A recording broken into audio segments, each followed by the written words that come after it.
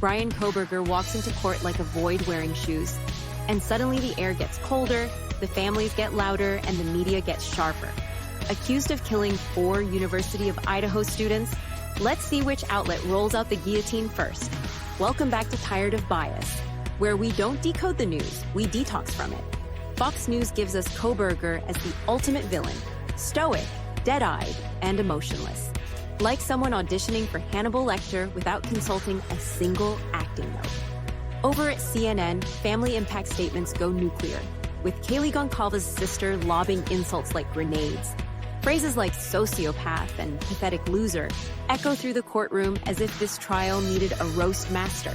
Cutting words, tight angles, and a slouch call-out, because if violence doesn't get you life in prison, bad posture might.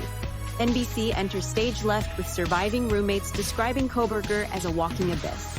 Crafting narratives of evil so rich, you'd think Stephen King was ghostwriting.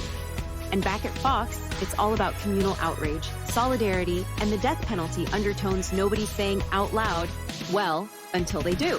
So we've got another Florida traffic stop starring William McNeil Jr., police fists, and viral outrage. Let's see who brings the drama. And who just brings a shovel? CNN practically hands Ben Crump a megaphone, framing this as a parade of racial profiling, and a Jacksonville department that thinks ugly isn't unlawful deserves its own legal defense class. The Guardian cranks the outrage dial, talking up McNeil's bruises, his lawyers, his pain, and not missing a chance to paint Governor DeSantis as the TikTok villain who'd rather blame social media attention than address the bruises on the kid's face. CNN doubles down on a recurrent theme of systemic racism, reminding you that sympathizing with civil rights is totally their brand, even as Sheriff Waters shrugs and recites policy, like he's reading the phone book.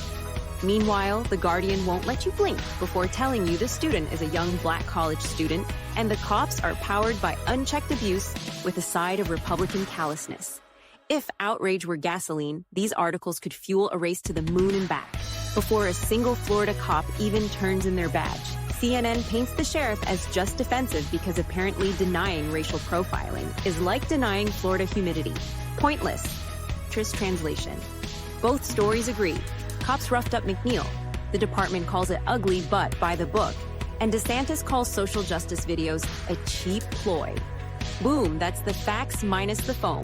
So pick your flavor, fire and brimstone, or fire and brimstone with a British accent. Meanwhile, the real Florida story is not even the Gators would believe this is by the book. So there it is, Trump's latest nostalgia tour through the art of the deal.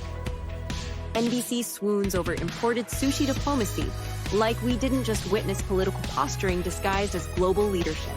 NPR grumbles about the showmanship, but forgets we're already knee-deep in the circus. Meanwhile, headlines gobble it up like it's the last scoop of Tomorrowland's economic ice cream, ignoring who churned the mess in the first place.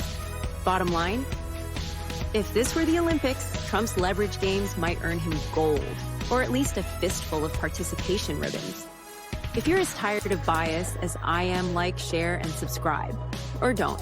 Just don't whine about it.